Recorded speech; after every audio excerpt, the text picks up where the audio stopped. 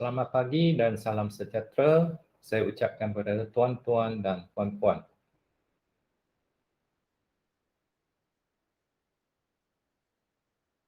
Tajuk saya pada hari ini ialah program sivil Nai-Nai Yakin Hebat.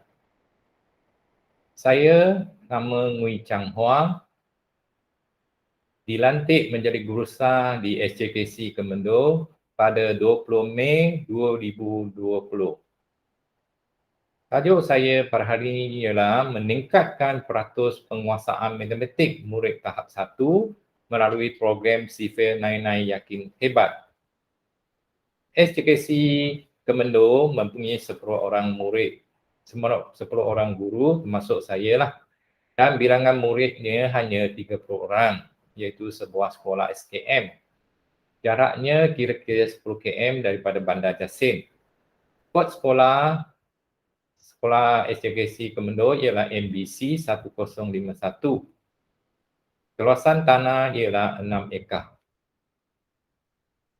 Sebagai pengenalan, seperti mana yang kita sedia maklum, kemahiran mengira adalah salah satu kemahiran yang sangat penting dan perlu dipertingkatkan.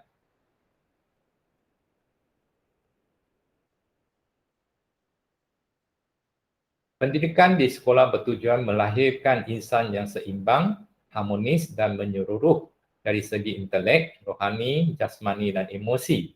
Di samping meningkatkan kemahiran penguasaan 4M sebagai asas kejayaan.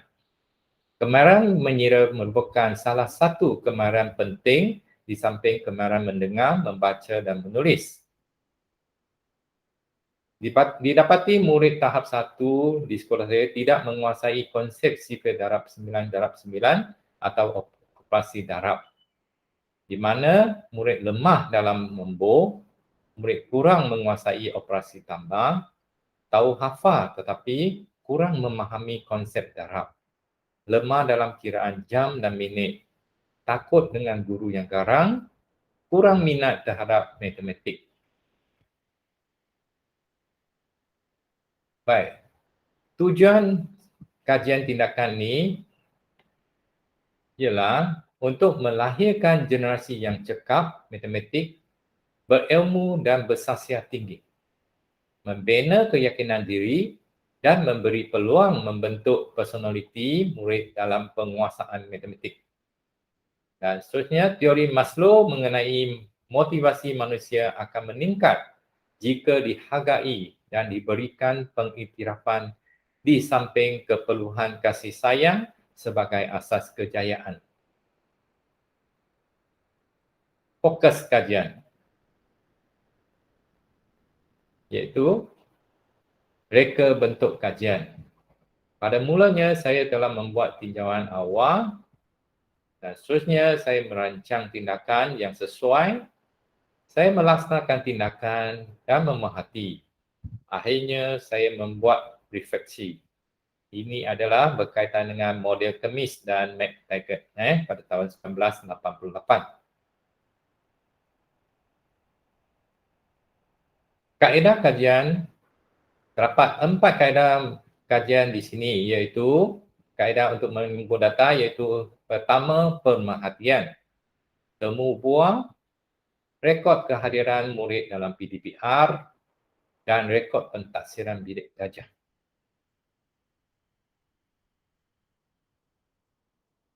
Baik, aktiviti intervensi yang pertama iaitu program guru penyayang. Tujuan program guru penyayang adalah untuk memberi penghargaan kepada murid. Program mentor-menti, prihatin, sayangi murid dan seterusnya mengalu-alukan kehadiran murid. Bagi aktiviti intervensi yang kedua, saya telah memberi kad tanda buku yang special di mana kad ini dituliskan dengan perkataan-perkataan yang baik untuk melatih murid membuat baiklah, seperti kebersihan, jujur dan seterusnya lah. Okey. Bagi murid yang telah mendapati 4 keping, kad tanda buku yang special ni, mereka akan diberikan hadiah dan juga diberi pengiktirafan dengan sijil-sijil yang penghargaan lah. Baik, murid ni Gu Yanping telah membuat jawapan dengan tepat sekali. Dan seterusnya, Andrew Goh telah membuat jawapan dengan cepat dan tepat. Baik, untuk aktiviti intervensi ketiga, saya telah buat ziarah cakna ke rumah Hau Chia An, iaitu yang tinggal dengan neneknya lah, manakala ibu dia telah meninggal dunia beberapa tahun yang lalu. Melalui temu bual murid atau guru dan penjaga, kami juga telah membuat Google Meet dengan guru-guru, bincang mengenai masalah-masalah yang dihadapi oleh murid dan juga ibu bapa lah. Bagi murid yang lemah, kami telah edarkan Magic 100 Square supaya murid ni dapat hafal dan juga pandai dalam nombor genap dan nombor ganjil lah. Okey, melalui program ni murid tidak tercicir lah dan boleh melakukan banyak aktiviti di rumah. Seperti yang pertama, yang Tan Yi Zhe, dia boleh buat model kereta dia dan dia juga boleh buat senaman pagi dan juga nyanyian sebagai aktiviti di rumah masa PDPR lah. Manakala yang sebelah kanan, Tam Ming Yao, dia akan membuat ejaan di rumah dan juga mengira matematik dengan cepat dan tepat lah. Okay, aktiviti intervensi yang keempat iaitu seni dalam matematik. Murid telah melakukan cap tangan, cap tapak tangan dengan seronoknya, di mana satu cap tapak tangan ialah ada 5 jari. Yang ini sesuai digunakan dalam sifil darab 5 lah. Dan murid-murid berasa seronok bila membuat aktiviti ini. Seterusnya, aktiviti intervensi yang kelima iaitu pertandingan 5 minit matematik dalam kelas. Murid-murid akan diberi masa sebanyak 5 minit untuk menyiapkan 10 soalan yang berkaitan dengan sifil darab 5 dan seterusnya lah. Baik, ini adalah salah satu untuk pengukuhan di mana satu tapak tangan ialah 5 jari iaitu 1 darab 5 sama dengan 5. Dalam Mandarin kita cakap ika u tani. U lah sama dengan 5. Manakala 2 tapak tangan ialah 2 kali 5 sama dengan 10 jari. Maksudnya liang ke u tani 10 ataupun kita boleh gunakan 5 tambah 5 sama dengan 10. Dan seterusnya 3 darab 5 sama dengan 15 iaitu sama dengan 5 campur 5 campur 5 sama dengan 15. Manakala aktiviti intervensi yang keenam iaitu penggunaan kad bilang. Ini amat sesuai untuk murid yang lemah untuk mengukuhkan dia punya konsep asas, iaitu murid boleh menggunakan kad bilang manakala guru akan membacakan nombor sifir darab kepadanya. Dan murid boleh tulis pada kad putih itu dan bulatkan, contohnya 3 darab 5 iaitu mereka boleh bulatkan 5 sebagai satu kumpulan lah, sebanyak 3 kumpulan iaitu 3 darab 5 sama dengan 15.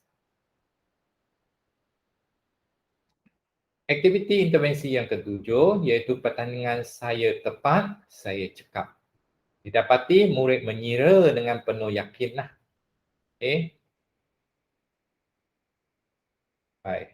Dapatan daripada kajian tindakan, saya telah membuat analisis jawapan temu bual bersama GPK, guru-guru dan peserta kajian.